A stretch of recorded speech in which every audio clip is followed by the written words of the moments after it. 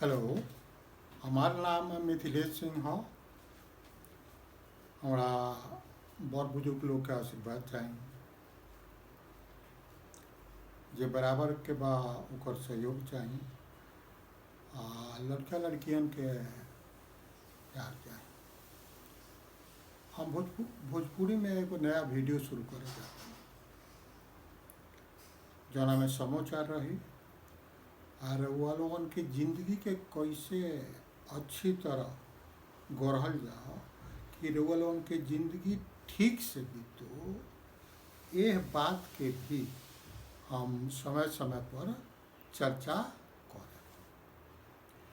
जे important news रही जरा बारे में रुआ जानकारी जरूरत बा वो तो हम देवे करब और साथे साथे कुछ ज़िंदगी जिए के आसान तरीका जना से रउआ लोगन के ज़िंदगी आसान हो जाए वो हम बीच बीच में बताएं। आज हम शुरू करतानी एगो खास चीज़ के बारे में जौन बेसिक चीज़ बा रउआ लोगन जानतानी। रउआ लोगन का पता बा कि हमनी में से हर व्यक्ति का भीतर एगो आत्मा होला आ हर व्यक्ति के भीतर आत्मा जो होला वो बहुत ही पवित्र होला, बहुत ही शक्तिशाली होला। वो केहू के बुरा ना चाहे, वो अपना काम में हमेशा व्यस्त रहे के चाहेला। लेकिन वो आत्मा पर ये शक्तिशाली आत्मा बा और बात उठता कि आत्मा जे बा ओकरा के हम शक्तिशाली कहतनी। काहे शक्तिशाली कहतनी रउआ लोगन जानत होके कि आत्मा जे बा हमनी के भीतर वो परमात्मा के ही हिस्सा है। अब परमात्मा दुनिया में सबसे बरियार बारे, ये बात तो लोगों को पता बा, मजबूत बारे, उनका जैसा शक्तिशाली केहू नहीं। तो अगर कोनो बरियार चीज़ से या बढ़िया मजबूत चीज़ से के कुछ अंश रही तो वो तो बरियारे होई। तो यही से हम कहतनी कि परमात्मा के एगो छोट अंश जे हमनी में बा ओकरा के का कहिले से हमनी का आत्मा कहिले से। आत्मा ऐसे आम रूप से सब लोग के बहुत बरियार हो जाता होला। लेकिन आत्मा कहाँ रहेला? हर इंसान में रहेला। आत्मा कहाँ रहेला? हर इंसान में रहेला। हमने में से सबका लगे सबके भीतर आत्मा बा। अब आत्मा केहू मनो कह सकेला, केहू हवा कह सकेला। देखिए आत्मा जे जैसा ओकरा के समझे, लेकिन सबके केहू प्राणों कह सकेला। तो हमनी का अपना प्राण शक्ति के बहुत मजबूत समझे के चाही। आत्मा के बहुत मजबूत समझे चाहिए। समझला कौन जरूरत बा, ई होइबे करेला। काहे होला इहो हम बता देनी कि चूँकि सर्वशक्तिमान, सबसे बरियार, सबसे सबल भगवान के, परमात्मा के, चाहे ईसा मसीह कहीं, चाहे अल्लाह मियाँ कहीं, अगर ये सब ना कहे तो ये तो मानब कम से कम कि ई दुनिया के जब बनौले बा वो केहू हो आ केहू हो तो के हो ओकरे के मान ली। प्रकृति लोग कहेला, केहू कुछ कह सकेला, जे जौना धर्म के माने वाला होके वो अपना अनुसार मान लेवे। लेकिन रउआ में तो उनकर एगो छोट अंश बा जौना के हम आत्मा कहतानी। अब भिन्न भिन्न धर्म में भिन्न भिन्न चीज़ कहत हुई। तो ये आत्मा बहुत शक्तिशाली होला। बेसिकली का कहे का मतलब बाकी मूल रूप से वो शक्तिशाली होला। मूल रूप कहे का मतलब कि वो होला शक्तिशाली, हमनी के ओकरा के तनकी सा गड़बड़ा दिले से। अब होला का ये आत्मा मनुष्य में रहेला। आ मनुष्य कौ तरह के होला? मनुष्य एगो तीन तरह के होला। एगो होला जेकर आत्मा सबसे बरियार बा, सबसे मजबूत बा, सबसे बलिष्ठ बा, बलवान बा, एगो वो होला। एगो मनुष्य ऊ होला जेकर आत्मा ढुलमुल बा, कभी एने जाला कभी ओने जाला, कभी एने जाला कभी ओने जाला।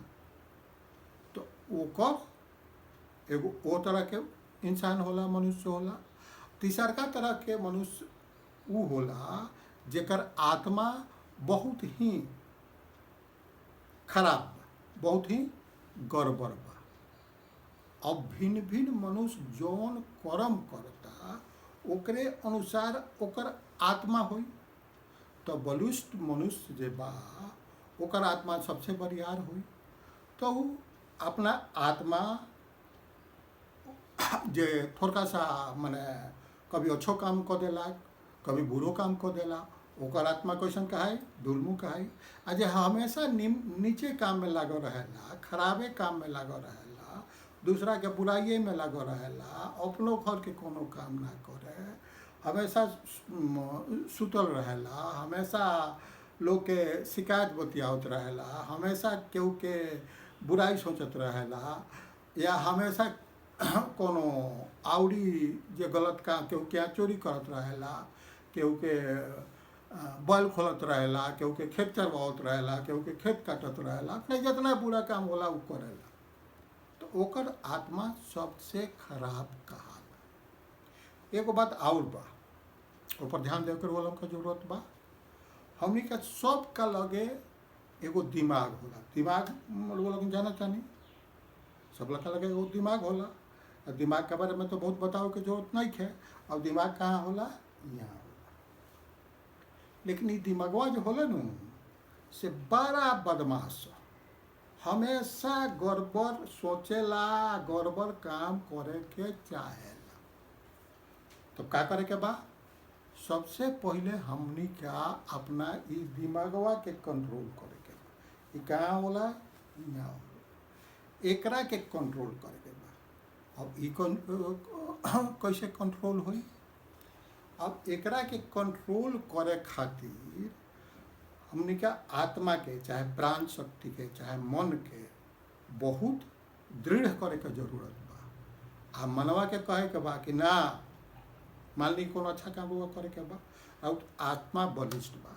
तो हम बताओनी है शुरू में कि आत्मा सब लोग के बलिष्ठ होला मूल रूप से, लेकिन गड़बड़ा जाला, मनुष्य के अनुसार गड़बड़ा जाला। आ मनुष्य के भी हम 3 तरह के बताओनी है। एगो उच्च प्रकृति के मनुष्य होला, एगो मध्यम प्रकृति के मनुष्य होला, एगो नीच प्रकृति के मनुष्य होला। तो जो उच्च प्रकृति के मनुष्य बा ओकर आत्मा काफ़ी बलिष्ठ होला। अब मन जे हमने के दिमाग जे बा, अब दिमाग से मान ली जे बलिष्ठ आत्मा वाला होला, उ का करेला कि जबरदस्ती काम करावेला बढ़िया। अब मान ली कि उम्र दे मेरा दुका सवेरे सवेरे उठ के घर बाहर के बा, तो वही दिमाग का ऑर्डर दे कि घर बाहर के बा, घर बाहर वाला जे प्रक्रिया बा उ शुरू करो, काम बा जो उ शुरू करो। तो दिमागवा करे के ना चाहे, अच्छा तनी आराम कर लेता नहीं, अच्छा तनी घूम लेता नहीं, ओकरा बाद लेकिन तब का करे के होई, दिमाग पर जबरदस्ती करे के होई। अब दिमाग पर जब जबरदस्ती करे रहुआ तो ओकरा के जबरदस्ती काम में लगाओ के होई। तो वो तुरंत का करी, रहुआ गोर के ऑर्डर दी कि चलो, हाथ के ऑर्डर दी कि जारे उठाओ, फिर गोर हाथ दोनों के ऑर्डर दी और बाहर के शुरू करो। कुछ देर में रहो घर चक चक चक चक करे लगे। यही मान ली कि लड़का लड़की बारिश हो, पढ़े वाला लड़का बारिश हो, लड़की बारिश हो, ओकनियों का अपना दिमाग पर जबरदस्ती करे के पड़े। अगर ओकर आत्मा बलिष्ठ बा तो उ का करी कि जबरदस्ती करी, जबरदस्ती करके ओकरा से पढ़ाई कही कि ना पढ़े के बा। भले ही वो दिमागवा कही कि ना तनी सिनेमा देख लेता नहीं, ना तनी टीवी देख लेता नहीं, ना तनी मोबाइल देख लेता नहीं, ना तनी दोस्त के यहाँ घूम के, माने चूँकि हवे दिमाग मूल रूप से बड़ा गड़बड़, वो हमेशा भागे के चाहेला जिम्मेवारी से। लेकिन एगो बलिष्ठ आत्मा वाला, शक्तिशाली मन वाला या शक्तिशाली प्राण वायु वाला व्यक्ति का करी, ओकरा के ऑर्डर एकदम दी, जबरदस्ती कही कि ना तारा करही के बा, आत्मा ओकरा के पढ़ाई में दिमागवा फिर पढ़ाई में लाग जाए, लागी तो पढ़ी तो जिंदगी में अच्छा करी। वहीं मान ली कि खेत खलिहान में नौकरी चाकरी, गांव घर में बिजनेस व्यापार करे वाला जे जवान जहान लोग बा, ओकरो आत्मा का बहुत मजबूत होकर की जरूरत बा। अगर ओकर आत्मा जरूर रही तो सही रास्ता पर काम करी, अपन बिजनेस व्यापार ठीक से करी, चोरी बेईमानी ना करी, सही ढंग से बिजनेस व्यापार करी, सही ढंग से कमाई, खेती बाड़ी करता तो सही ढंग से खेती बाड़ी करी, सही ढंग से बीज डाली, सही ढंग से जे दवा वगैरह के जरूरत बा वो डाली, सही ढंग से अपन झूठ डरे राखी। तो अगर आत्मा राउर मजबूत हुई तब ही आप रुआ कर सके। लेकिन आत्मा तनिको सा कमजोर भई तो फिर रुआ से वो गलत काम करवा लगा। तो वही से जे मध्यम श्रेणी के होला वो कभी दिमाग ओकर आत्मा के बात ना माने, तो ना माने तो गलत काम करे लगेला। जौन अगर मान जाला दिमागवा आत्मा के बात तो वो सही काम करे लगेला। आ निम्न श्रेणी वाला जो व्यक्ति बा ओकर तो आत्मा के बात को वही दिमाग ना माने, आ जितना गड़बड़ काम होला वो करत रहेला। तो दिमाग के रउआ एकदम कंट्रोल में, अपना बस में, अपना आँख में रखे के, फिर रउआ सारा काम ठीक होकर लागी। क्योंकि सारा जो जड़ बा ये हो दिमाग है, आत्मा का वहाँ होला यहाँ होला। एकरे इहे अगर बरियार रही, मन कहाँ होला यहाँ होला, चाहे प्राण कहाँ होला यहाँ होला। तो ई अगर बरियार रही तो एकरो के कंट्रोल रखी, आ ई कंट्रोल रही तो शरीर के तारा राउर सारा अंग के, हाथ के, गोड़ के, पेट के, नाक के, कान के, सब के सही रखी। मान ली कि खराब गाना होता कहीं, आत्मा अगर निमन बा, बलिष्ठ बा, तो वो दिमाग के कहीं कि ना मत सुन वो खराब गाना, तो का हो वो कान के में रुई डाल ली, चाहे कोई ऐसा काम करे लगी केवाड़ी बंद कर ली कि वो ना सुना। लेकिन मनवा तो चाही कि ना गनवा निमन होता सुन, लोग का करे के बा अपना दिमाग के कहे के बा कि ना ये हमरा जरूरत की चीज़ नहीं है, सब समय बर्बाद कल सही नहीं है। ओकरा दिमाग के अपना ऑर्डर दी, कान की ये मत सुन, ओकरा अनुसार दिमाग काम करे लगी। ये जरूरी हुई से वो अपने आप कर ली। दिमाग के बारे में एगो और बात रोल हो जाए, दिमाग जे बान से बहुत अच्छा नौकर हो, अगर ओकरा के नौकर बना के रखे तो बहुत बढ़िया काम करी। अगर जहिया ओकरा के मालिक बने देहने रउआ के घुमावे लगे, घुमाई तो रउआ के गड़बड़े रास्ता में घुमाए। ऐसे हमेशा अपना दिमाग के कंट्रोल में रखी, आत्मा के अपना सशक्त रखे तो वहीं रउआ दिमाग रउआ कंट्रोल में रही। और रउआ पूछ सकिले कि आत्मा के सशक्त, चाहे प्राण वायु के सशक्त, चाहे मन के शक्तिशाली कैसे बनाए, एमें रउआ बनावे ना की जरूरत नहीं है। रउआ तो ये बात मानता नहीं, सब लोग मानता कि परमात्मा के हिस्सा चाहे अंश आत्मा हो, तो परमात्मा के रउआ सबसे शक्तिशाली माने लोगन की ना है, सब लोग माने लग कि ना। तो ओकर जो अंश हो शक्तिशाली ना हुई, बिल्कुल शक्तिशाली हुई। अब रउआ मान ली कि तीन तरह के हम आदमी बता देनी, क्योंकि इंसान में आत्मा रहेला तो इंसान थोड़ा आगे पीछे होला, कि वो लोग बहुत उच्च प्रकृति के इंसान होला, जकर आत्मा बहुत बलिष्ठ होला, मजबूत होला, भगवान लेखा। भगवान लेखा माने भगवान ना, ये बात समझ ले लोग, भगवान लेखा ओकर आत्मा होला, भगवान ना होला, ये बात मान ली। सब इंसान भगवान बहुत कम होला, ना के बराबर होला। इंसान भगवान हो जाए तो हो जाए, कुछ लोग भइल बा। तो जेकरा इंसान के आत्मा भगवान लेखा शक्तिशाली हो जाला, ओकरा से शायद कोनो गलती काम होला, आ जेकर तनी ढुलमुल रहेला आत्मा तो इंसान के अनुसार रहेला, चूँकि इंसान भिन्न भिन्न प्रकृति के होला, भगवान तो एके प्रकृति के होला, आत्मा परमात्मा एके तरह के होला, लेकिन आत्मा मनुष्य के अनुसार भिन्न भिन्न प्रकृति के हो जाला। और भिन्न भिन्न प्रकृति के काहे हो जाला ओकरो कारण बा, ओकर हमने के कभी बाद में चर्चा कर जाई, दूसर बात शुरू हो जाई। तो जे ढुलमुल प्रकृति के बा ओकर आत्मा कभी मजबूत रहेला, कभी कम मजबूत रहेला, मतलब ऊपर आत्मा के जे आदेश होला चाहे जे आज्ञा होला वो मन ना मानेला तो निज प्रकृति में चल जाला। केहू ऐसा नहीं है जे नीचे से ऊपर ना उठ सके या ऊपर से नीचे ना जा सके।